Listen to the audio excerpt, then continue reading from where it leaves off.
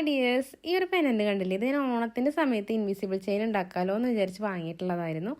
ഇപ്പോൾ ഓണം കഴിഞ്ഞ് 2 മാസമായി, ഇതുവരെയായിട്ട് ഉണ്ടാക്കിയിട്ടില്ല കേട്ടോ. അന്ന് പെൻഡൻറ്റ് മാത്രമേ കിട്ടിയിട്ടുണ്ടായിരുന്നുള്ളൂ. കുറേ അന്വേഷിച്ചു അതിന് മാച്ചായിട്ടുള്ള ബീഡ്സൊക്കെ, പക്ഷേ കിട്ടിയിട്ടുണ്ടായിരുന്നില്ല കേട്ടോ. അതുകൊണ്ടും കൂടിയാണ് അന്ന് ഉണ്ടാക്കാതിരുന്നത്.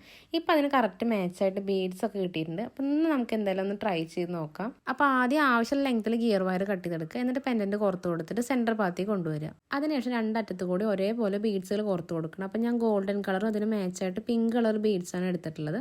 അത് കോർത്ത് കൊടുക്കുമ്പോൾ ഫസ്റ്റും അതുപോലെ ലാസ്റ്റായിട്ട് നമ്മൾ ഓരോ ഗിയർ ലോക്ക് ബീഡും കൂടി ഇട്ട് കൊടുത്തിട്ടുണ്ട്. അതിനുശേഷം ബീഡ്സുകളെല്ലാം പെൻഡന്റിന്റെ അടുത്ത് കൊണ്ടുവന്നിട്ട് ഗിയർ ലോക്ക് ബീഡുകളെല്ലാം ലോക്ക് ചെയ്ത് കൊടുക്കുക. അങ്ങനെ ചെയ്താലാണ് നമ്മൾ ഇടുമ്പോൾ പെൻഡന്റ് കറക്റ്റായിട്ട് കിടക്കുള്ളൂ, അല്ലെങ്കിൽ അതിങ്ങനെ മൂവ് ചെയ്തുകൊണ്ടിരിക്കും.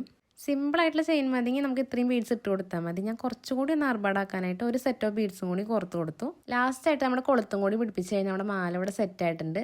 ഭയങ്കര സിമ്പിളായിട്ട് ചെയ്തെടുത്തു കേട്ടോ. നിങ്ങളുടെ കയ്യിൽ ഇതുപോലെ പെൻഡന്റ് ഉണ്ടെങ്കിൽ ട്രൈ ചെയ്ത് നോക്കുക. വീഡിയോ ഇഷ്ടപ്പെട്ടെങ്കിൽ ഒന്ന് ലൈക്ക് ചെയ്ത് സപ്പോർട്ട് ചെയ്യുക കേട്ടോ.